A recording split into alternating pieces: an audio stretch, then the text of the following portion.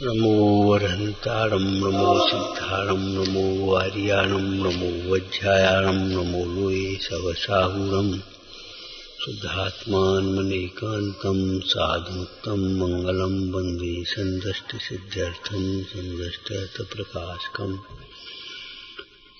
मंगलम भगवान वीरो मंगलम गौतम गणे मंगलम कुंदकुंदात्यो जैन धर्मोस्तु मंगलम सर्वमंगल मंगलम सर्वकल्याणकारकम प्रधानम सर्वधर्माणां जैनम जयतु शासनम मंगल श्री अरहंत आठिया कर्म निवारे मंगल सिद्ध महंत माठो परजारे आचार्य जो झाय मुनि मंगलमय सारे शिक्षा दीक्षा दे भव्य जीवन को तारे 28 मूल गुण धारे सर्व साधन गार हैं मैं नमो पंच गुरु चरण को मंगल हेतु करा रहे निर्मल ध्यान लगाए के कर्म कलंक जलाए भई परमात्मा बंधु मन बचकाए ओम नमः।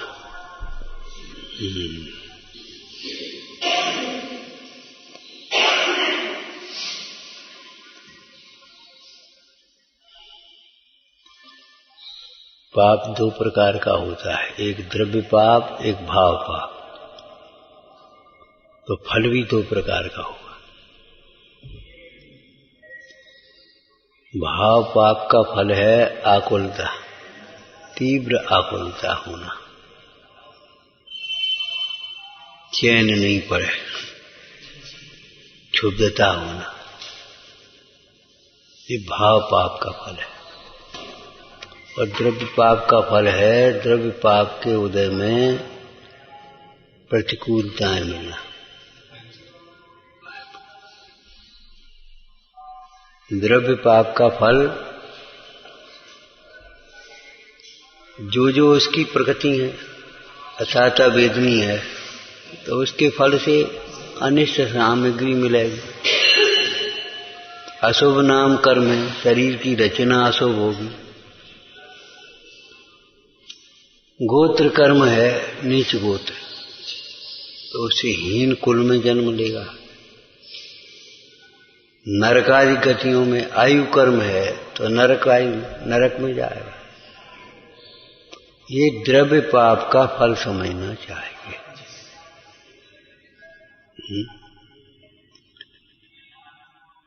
इसको हम दूसरी भाषा में कहें तो जीव जो नहीं चाहता वैसा मिलता है। जीव जो नहीं चाहता, मोही जीव भी जो नहीं चाहता है वह मिलता है। रोग मिलता है, निंदा मिलती है, भूख प्यास मिलती है, सर्दी गर्मी मिलती है। जो नहीं चाहता वह मिलता है पाप के उदय में। और पुण्य के उदय में मोही जीव जो चाहता है सो मिलता है। ध्यान रखना, मोही जीव का पुण्य के उदय में मोही जीव जो चाहता है वह मिलता है।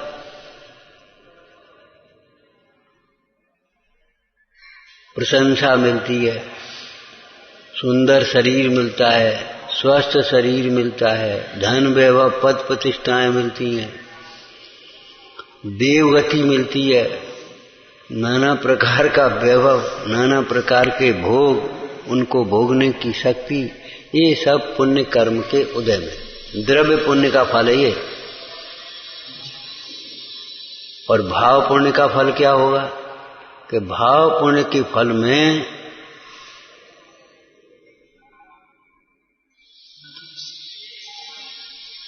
बोलो क्या होगा? भाव पुण्य के फल में मंद आकुलता होती है।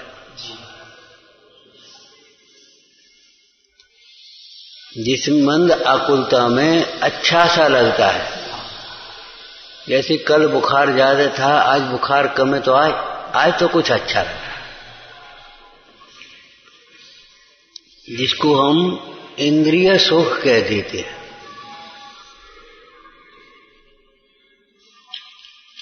अच्छा सा लगता है। जो विषय मिलेंगे। जिसे हम देखना चाहते वह रूप देखने को मिलता है, जिसे हम सुनना चाहते वो शब्द सुनने को मिलते हैं। जिस प्रकार की गंध हमें पसंद है वो गंध मिलती है, जिस प्रकार के रस पसंद है, स्वाद पसंद है, वो स्वाद मिलते हैं, जिस प्रकार के स्पर्श पसंद है वो स्पर्श मिलते हैं। बढ़िया मंद सुगंध हवा चल रही, अच्छी लग रही।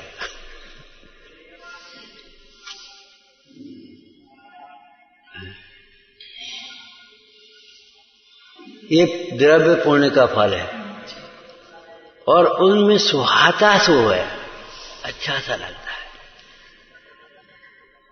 यदि कषायों की तीव्रता हो तो ये समझें कि पुण्य के फल को भी नहीं भोग पाता ये। मोह की तीव्रता हो, कषायों की तीव्रता हो तो ये पुण्य के फल को न भोग पाता है न छोड़ पाता है।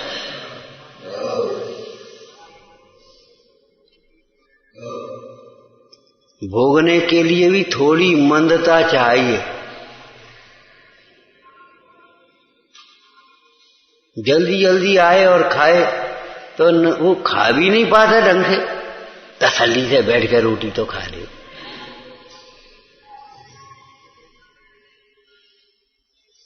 सो नहीं पाता, करवट बदलता, फिर कुछ सोच करके कुछ न कुछ कर लगता, नींद नहीं आ रही, क्या करे।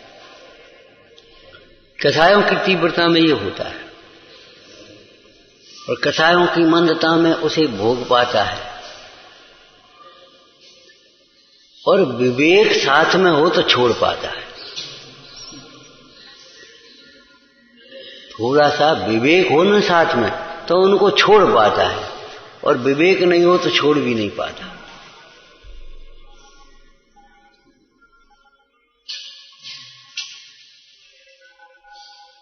तो पुण्य के उदय में जो सुंदर से लगते हैं, इष्ट लगते हैं, वे सब संयोग सामग्री सहज मिलती है, बिना चाहे मिलती है।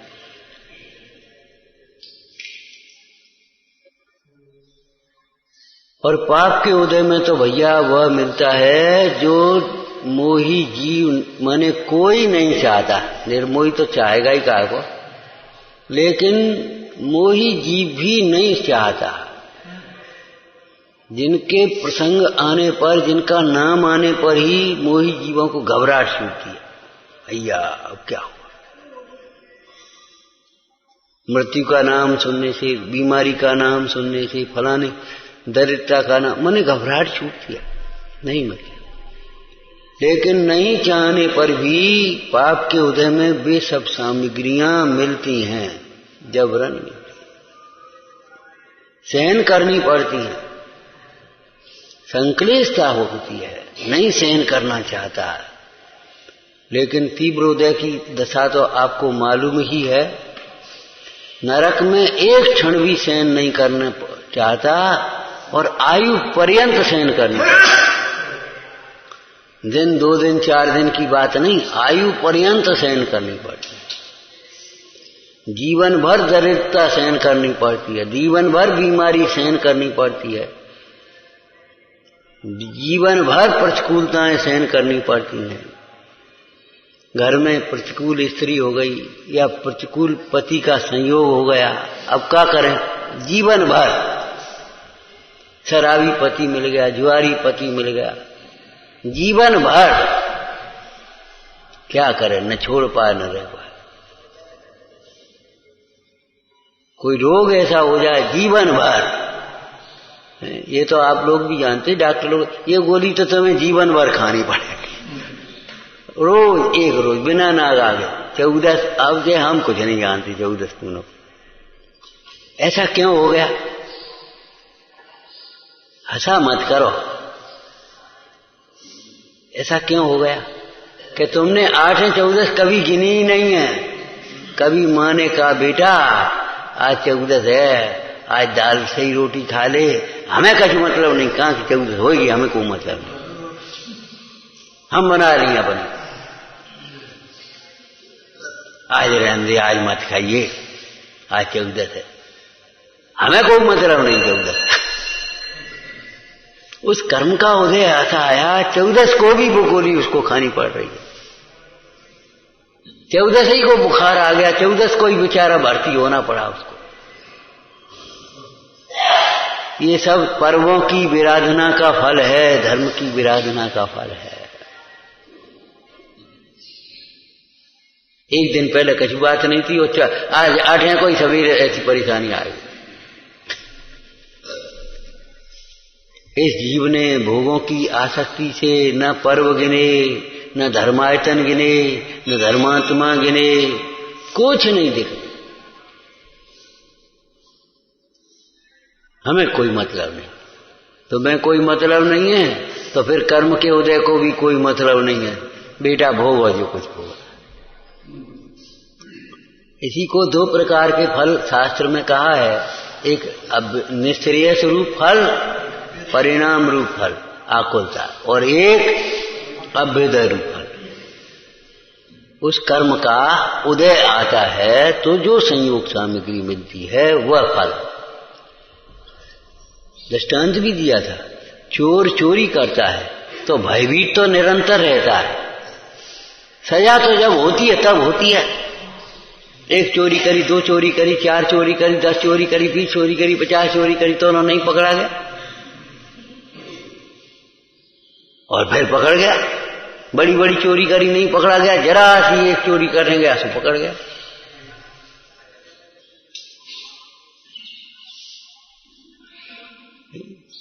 अब तुम्हारे गांव के लोग नहीं पढ़े लिखे तो भी कह देते जब पाप को घड़ा भर जाए। घड़ा भरने की बात तो वैसी ही है बिना पढ़ी भाषा की। जब उस कर्म का उदय आया तो पाप का फल है निरंतर बेचैन रहना, निरंतर आकुलता रहना, तीव्र आकुलता, एक क्षण को चैन नहीं। नरक गति में लिखा है जहां मार मार सदैव सुनिए, एक क्षण साता नहीं।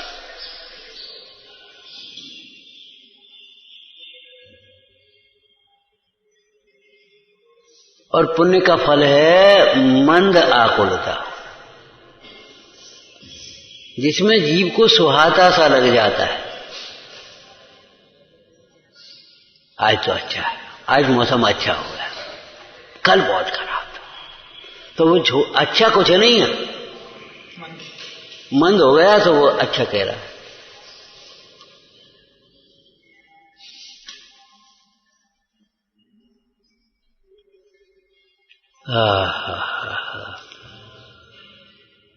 आचार्य अमृतचंद स्वामी कहते हैं, भाई जिस सुख को तू चाहता है वह सुख तो शुद्धोपयोग का फल है। प्रवचन सार जी का विषय है। जिस सुख को ज्ञानी चाहते हैं, जो सुख को जगत के जीव चाहते, स्थायी सुख, निराकुल सुख, स्वाधीन सुख। कैसा सुख चाहते? स्वाधीन सुख चाहते, निराकुल सुख चाहते, स्थायी परमानेंट, हमेशा सुख ही सुख बना रहे। वह सुख तो शुद्धोपयोग का फल है। जो सुख कहने, वास्तव में सुख कहने लायक है, जो वास्तव में सुख है, जिसको जगत में सुख कहने की पद्धति है, मोही जी जिसे सुख सा मान लेते हैं, भ्रम कर लेते हैं, वह इंद्रिय सुख की बात नहीं है। जो वास्तव में सुख है, जिसमें सुख का लक्षण है निराकुलता, स्वाधीन सुख है, वह सुख तो शुद्धोपयोग का फल है। इसलिए हे भव्य, तुम शुद्धोपयोग का पुरुषार्थ करो। शुद्धोपयोग के पुरुषार्थ के लिए क्या विचार करना चाहिए? बोलो, क्या पुरुषार्थ करोगे शुद्धोपयोग का? अपन तो प्रैक्टिकल सोच रहे, तुम क्या करोगे? बस शुद्धोपयोग का पुरुषार्थ करो, लिख ली, शुद्धोपयोग का पुरुषार्थ करो, बस खत्म मामला। धरती पढ़ ली, दोहरा ली, बांचता है तो बांच लेता है, सुनता। शुद्धोपयोग का क्या पुरुषार्थ करोगे? नंबर 1 तो ये है शुद्धोपयोग ही सुख रूप है, ऐसा निश्चय करो, ऐसा सिद्धांत करो। शुद्धोपयोग ही सुख रूप है। नंबर 2, वह शुद्धोपयोग स्वभाव के आश्रय से होता है, शुद्धात्मा के आश्रय से होता है। शुद्धोपयोग का सिद्धांत हो गया, संवर नहीं चला। और वह शुद्धोपयोग स्वभाव के आश्रय से होता है। आश्रय माने लक्ष्य से होता है। वह शुद्धोपयोग, और बोलो आश्रय का अर्थ। अरे करोगे क्या यहां जाकर के? फिर वह शुद्धोपयोग स्वभाव के श्रद्धान पूर्वक होता है। वह शुद्धोपयोग शुद्धात्मा के ज्ञान पूर्वक होता है, शुद्धात्म सन्मुख उपयोग से होता है। वह शुद्धोपयोग शुद्धात्म तत्व की भावना से होता है। दर्शन ज्ञान चारित्र ये आश्रय का अर्थ है।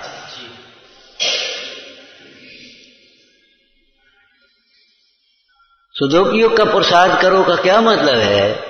उस शुद्धोपयोग का ही लक्ष्य बनाओ, जीवन का लक्ष्य शुद्धोपयोग।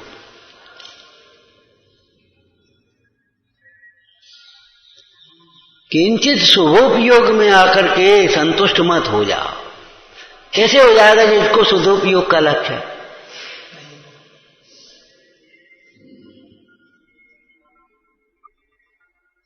हो ही नहीं सकता, वो असंभव। अगर हो जाता है तो लक्ष्य नहीं है उसका।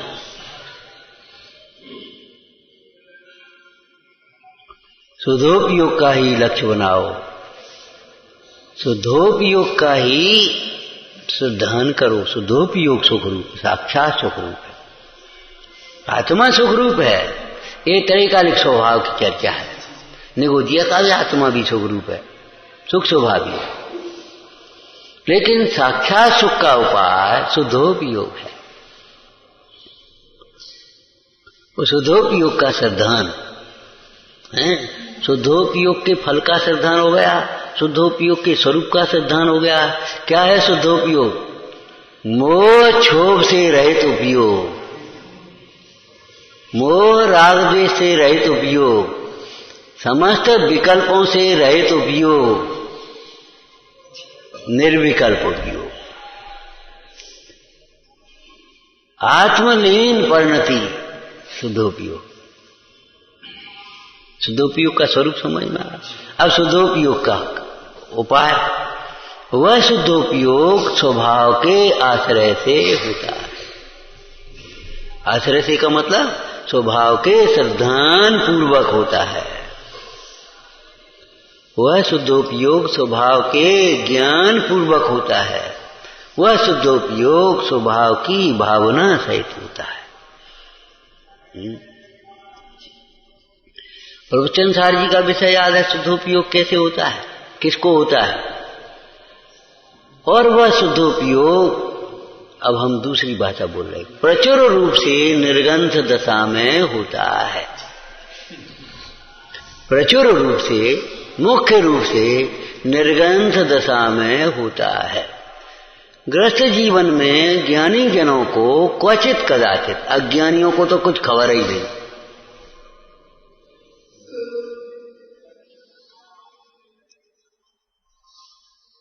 वे तो शुभोपयोग को ही शुद्धोपयोग मान बैठे। हमारे परिणाम तो बहुत शुद्ध है, शुद्ध है, शुभ को मान लिया शुद्ध है।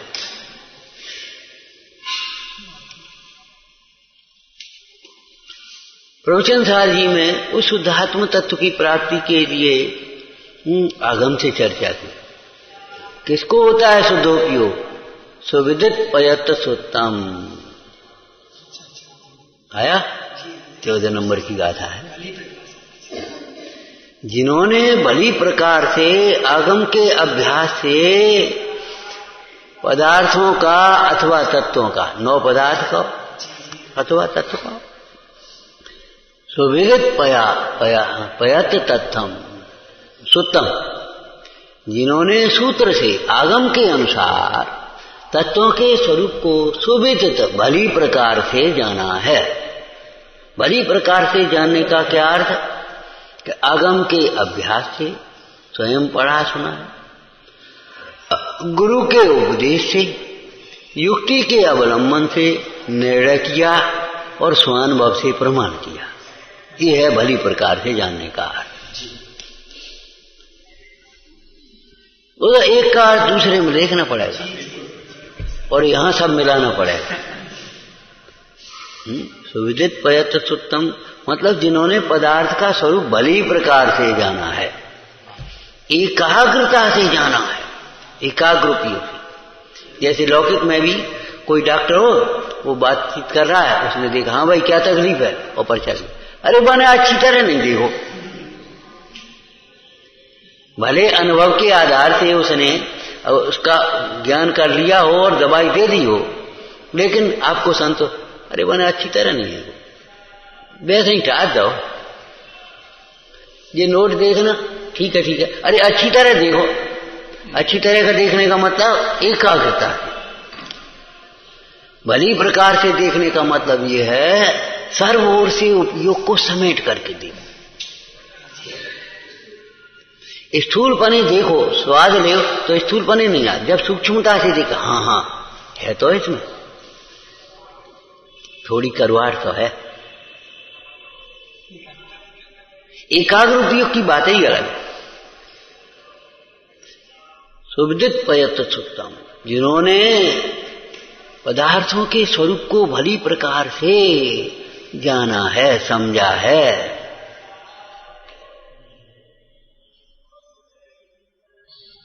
पदार्थों में आ गया स्व पर हे उपाधि, भली प्रकार से समझा। सम सुख दुखम, जिन्हें इंद्रिय ने सुख और दुख दोनों समान भाषित हुए, शत्रु मित्र में समता हुई है।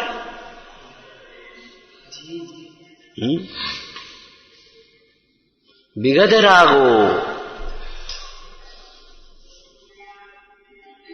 बोलो विगत रागो, अरे द्वेष की बात तो क्या कहें, राग भी जिन्होंने जीत लिया है, जिनका राग भी व्यतीत हो गया, विगत राग हो। ऐसे श्रमणों को सदुपयोग होता है। सदुपयोग का फल सदुपयोग के प्रति प्रोत्साहित करने के लिए लिखा है, और फिर सदुपयोग किनको होता है उसका उपाय भी बताया। हमने आपको एक चर्चा की थी, देखो लौकिक जीव बीमार को देखने आए, बहुत तबीयत खराब है भैया, बहुत दर्द है, हम देखे आए बहुत कमजोर हो गए, इतनी बात जानता है। केवल रोग जनित अवस्था को देखता है, और जो वैद्य देखता है वह रोग जनित अवस्था को भी देखता है और उसको दूर करने का उपाय भी। ऐसे गुरुओं ने संसार के दुख ही नहीं बताए हैं, संसार के दुखों को दूर करने का उपाय भी बताया है। जिनागम और गुरु केवल दोष ही नहीं बताते, दोषों को दूर करने का उपाय भी बताते हैं। कल भगवती आराधना रात को देख रहे थे, उन्हें भैया इन कसायों की खूब चर्चा की, और फिर इन कसायों को जीतने का उपाय, विषयों की चर्चा की और फिर विषयों को जीतने का उपाय, इन विषय कसायों को जीतने का उपाय। बड़ी एक तुकबंदी का शब्द समझ लेना, उसमें नहीं था निद्रा को भी जीतो और निंदा को भी जीतो।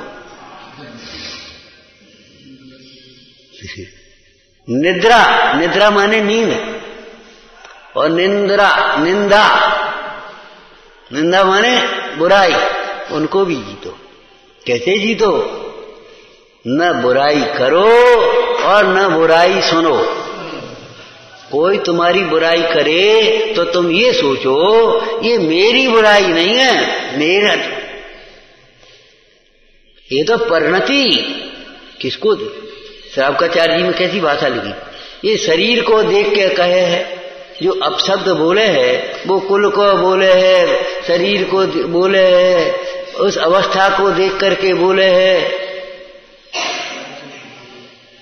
आत्मा को देख करके तो कोई बोल नहीं रहा, और आत्मा के लिए तो कोई बोल नहीं रहा। कैसी शक्ल कर रखी है, तो किसको देख कर बोला? कैसा गला का व्यापार, किसको देख करके बोला? गला, स्वर को देख करके बोला।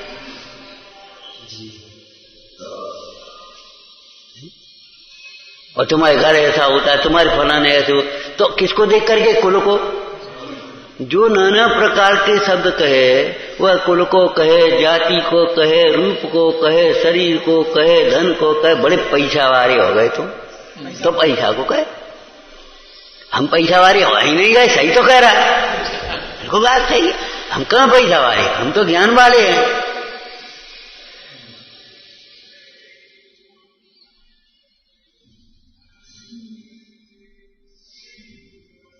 बड़े पंडित हो गए, तो अब क्षेत्रम ज्ञान को कह रहे, बड़ा धर्मात्मा हो गया, तो क्रिया को देख करके कह रहे।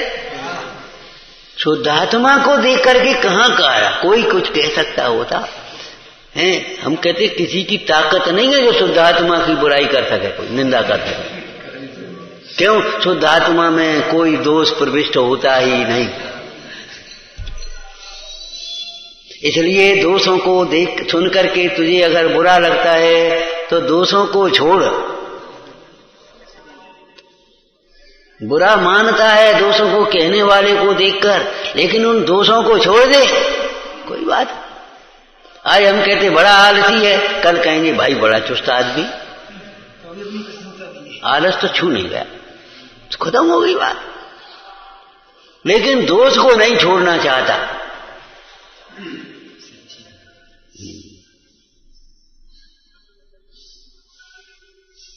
तो जिस सुख को, पाप का फल समझ में आ गया, पुण्य का फल समझ में आ गया। अब पुण्य और पाप के फल कैसे हो गए? बोलो, ये हो गए आखोलता रूप, भोगने लायक नहीं हो गए। कैसी सुंदर चर्चा है। बोलो, छेडाला में लिखी है 12 भावना। जिन पुण्य पाप नहीं कीना, आत्म अनुभव चेत दीना। चौथी डाल में, पुण्य पाप फल माहि, हरख बिल खो मत भाई, यह पुद्गल पर उपज बिन से फिर थाई। ये भाई, जो तू चाहता है सुख, वह सुख तो सुदोपयोग का फल है। जो जीव केवल विषय कषायों को भोगते हुए, संग्रह करते हुए, जुटाते हुए, और अथवा तो कुछ शुभ क्रियाएं करते हुए सुखी होने की आशा करके बैठा है, वह तो आम खाने के लिए बबूल के वृक्ष को सींच रहा है। ये लिखा है,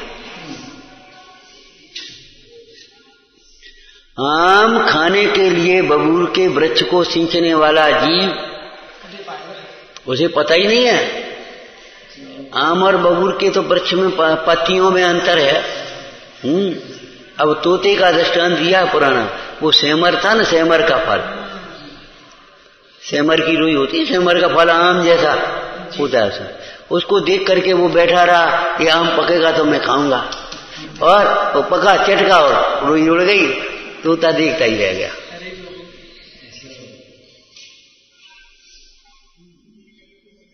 मैं ऐसा करूंगा फिर आराम से रहूंगा, मैं ऐसा रहूंगा फिर ऐसे भोगूंगा, फिर मैं ऐसा करूंगा फिर ये होगा। ये कल्पना करता है वह भैया, वह आम खाने के लिए भगवती आराधना में आया, बबूल का फल को, वो वृक्ष को सींच रहा है। क्या सुखी होने के लिए संयोग की भावना भा रहा है, भोगों की प्राप्ति का निदान कर रहा है, भोगों की प्राप्ति की वांछा कर रहा, निदान कर रहा है। बस फिर विवाह हो जाएगा, फिर बाल बच्चे हो जाएंगे, और फिर बस वैसा हो जाएगा, फिर महल बन जाएगा, और फिर गाड़ी हो जाएगी, और फिर फलाना हो जाएगा, और फिर आराम से रहेंगे। अरे तो क्या हो गया तुझे? ये वृक्ष बबूल का बड़ा हो जाएगा, और फिर उसके ऊपर आम लगेंगे, सुख आएंगे। ये है, ये दृष्टांत दिया। परसों एक चर्चा की थी भगवती आराधना की वो मुर्दा युद्ध क्षेत्र में एक योद्धा तलवार पकड़े था और उसी समय उसका घात हो गया, आकर के कोई तलवार से घात हुआ। अब वो हाथ में तलवार पकड़े और ऐसे पड़ा था मुर्दा। युद्ध क्षेत्र में बड़ा घिनावना तरह से हो जाता है, जे कटकाऊ मूल कटोकाऊ जे कटे काऊ वो कटे, तो वो तलवार पकड़े ऐसे पड़ा था मुर्दा। तो ये दृष्टांत बनाया किन्होंने, जिनके लिए महल मसान समान है ऐसे योगीश्वर जंगल में से निकाले, उन्होंने देखा उन्हें बन गया हमारा तो दृष्टांत देख लो क्या। कह देखो उस मुर्दे को तलवार पकड़े हुए देख करके उससे कोई चीज कौए और गीद पक्षी डरते नहीं है कि इसको बितवा करके लग जाएंगे सीधे, डरेंगे थोड़ा ही। ऐसे ही तुम ज्ञानाभ्यास कर रहे हो तो तुमसे विषय कसा डरेंगे नहीं, वे भीतर घुस जाएंगे। मुर्दा तुम्हारा ज्ञान इंद्रिय ज्ञान है, क्षयोपशमिक ज्ञान है, इस पढ़ाई लिखाई वाले ज्ञान से थोड़ी डरेंगे। दूसरा एक दृष्टांत दिया, जैसे कायर का अस्त्र, फिर दूसरा दृष्टांत दिया, कायर के हाथ का जो अस्त्र है तलवार है वह तो उसी के ही घात का कारण बनेगी। हट क्या करता है, उसी से छिना के उसी को मार देगा। कायर का अस्त्र उसी के घात का कारण बनता है। अब अस्त्र का मतलब क्या है,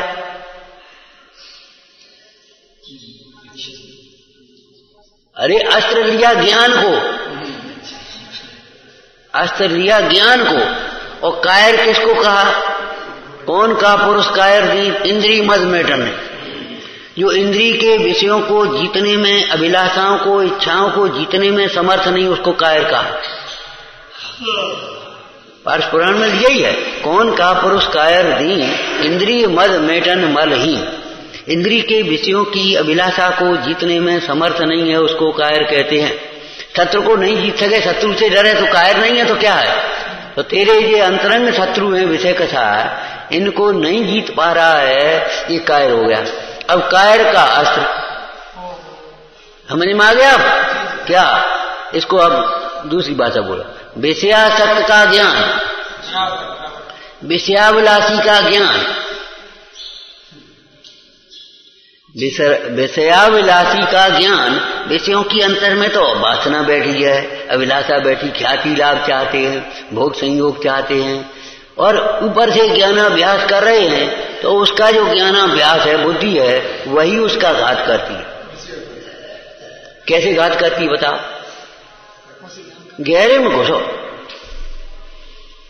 बुद्धि क्या कि उसकी उल्टी बुद्धि, कम बुद्धि वाला होगा वो विषयों की तो नहीं, वो ज्यादा बुद्धि वाला ही ज्यादा उन विषयों को खोज पाएगा, उसी में रमता जाता। ये बुद्धिमानों नहीं तो भोगों से बचने के क्या नाम, भोगों के फल से बचने के साधन ढूंढे। चोरी करके छिपाना कौन जानेगा, ज्यादा बुद्धि लगती है, तभी तो लोग कहे तुम में ज्यादा बुद्धि है, तुम्हारी बुद्धि ज्यादा चलती है, छिपाने में लगती है तुम्हारी बुद्धि। भोगों को भोगते जाओ और भोगों के फल में नहीं होगा।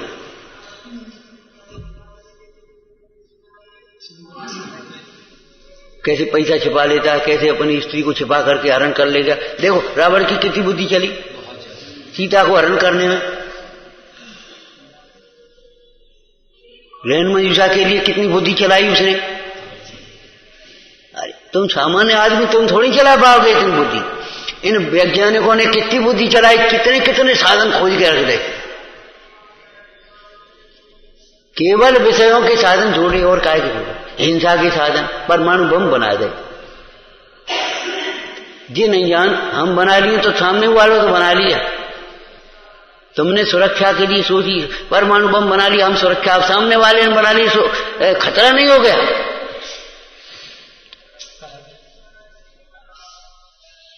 पहले सामने आ तो तब लठिया मार पाए, अब उन्हें बंदूक इतने से मारे, अब उतनी दूर से मारे, तो वो भी तो सामने वाला भी तो कर लेगा। अब कितना खतरा हो गया, यहां बैठे तो खतरा है। एक डॉक्टर बोला था, अगर बहुत पहले की बात है, बोले आप भले शुद्ध पानी पीते हो, शुद्ध भोजन करते हो, सब काम शुद्ध है आपका, कोई हम दिक्कत नहीं है, लेकिन सांस लेते हो ना इतने इसी हवा में तो सांस ले, इसमें कितनी सिगरेटों का धुआं घोड़ा, कितनी पेट्रोल का धुआं, इस प्रदूषण वाली सांस हवा कहां से लाओगे ये बता। तब हमने सोचा बिल्कुल शहर रहने लायक नहीं है, ये बीमारियां शहर रहने लायक नहीं।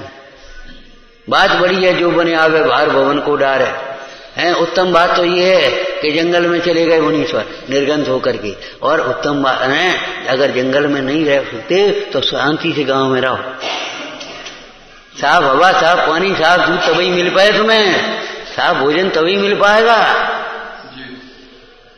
कैसे दूध बना लिए तुम कल्पना कर सकते हो, कम बुद्धि वाला दूध बना पाएगा, बिना दूध के दूध, मन चर्बी डाल दी, नरमा डाल दो, भला न जाने का पाउडर खाद डाल दी, हे भगवान तुम्हारा धिक्कार है। बिना घी का घी है ही नहीं वहां, और शुद्ध देसी घी का डिब्बा ले लो तुम, 250 रुपया हम ले लो, बिहार हम दे पैक बन, घी है ही नहीं वहां में। नींबू के सच में नींबू है ही नहीं। मैंने ऐसी कितनी बुद्धि लगाई इन लोगों ने कि वो मूल माल का पता ही नहीं। एसेंस बनाए जन काय में से निकाल करके क्या क्या विटामिन बनाए, क्या किया, माने वो वस्तु ही नहीं है। जैसे मोहियों के धर्म माने हुए धर्म में आत्मा नहीं है, मोहियों के माने हुए धर्म में आत्मा है ही नहीं, होते पता ही नहीं होते। मजा आएगा, उनसे पूछो का मजा आओ, कितनी इन जीवों की हिंसा हो, अरे क्या तो उतरा दे इनमें कुछ नहीं। अब किया सो बढ़िया मजा आओ, इतनी बढ़िया डेकोरेशन करी, आनंद आएगा, लेकिन कितनी हिंसा भाई के पतो नहीं पड़ो, देशद्रोह कितना हुआ पता नहीं पड़ा, कितने जीव परेशान हुए, कोई दिक्कत है, कुछ आनंद आ गया। अब बताओ कहां ना, जीव दया का नाम नहीं।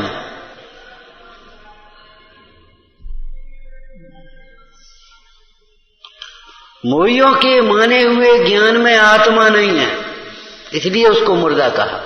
जिसमें आत्मा नहीं हो, जिस शरीर में, उसको मुर्दा कहेंगे कि नहीं? तो जिस शरीर में आत्मा नहीं है उस शरीर का मुर्दा कहेंगे, तो जिस ज्ञान में आत्मा नहीं उस ज्ञान को क्या जिंदा कहोगे? जिस धर्म में, जिस तुम्हारी माने हुए धर्म में आत्मा नहीं है, तुम्हें आत्मा की कदर नहीं है, आत्मा से कोई मतलब नहीं है, वात्सल्य नहीं है, प्रेम नहीं है, अपनी नशा में अहंकार में झूम रहे हो। जैसे नशे वाला नशे में पर झूमता है, बाहर कहीं मतलब दिखाई नहीं दे रहा। जी बताओ उसको क्या कहोगे? और तुम मान रहे हो हम धर्मात्मा, हम तो खूब आनंद आ रहा हो, खूब बढ़िया, हमारा तो अच्छा चल रहा हो, अच्छा चल रहा हमारा तो खूब अच्छा, बढ़िया, हमें तो खूब शांति है। शांति का नाम नहीं है, ये ऊपर से लग रही है, ऊपर से लग रही है, शांति का नाम नहीं है। आज दर्द हो रहा हो, आज दर्द हो रहा हो, बस तुम्हें तो खूब शांति थी ना, जब तुमने सामने तकलीफ में पड़े रहने वाले को छोड़ दिया था, अब तुम अकेले पड़े हो सामने, अब तुम क्यों परेशान हो रहे हो? क्यों? तुम्हें तो शांति है ना, अब शांति रखो ना, तत्व विचार करो, खूब अभ्यास करो अपना। अब क्यों अपेक्षा रख रहे हो? अरे रे प्रभु,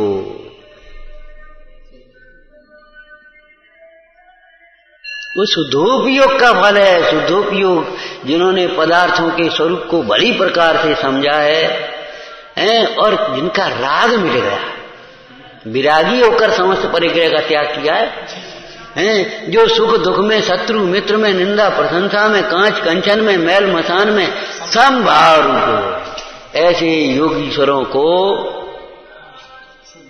बस ऐसे योगीश्वरों को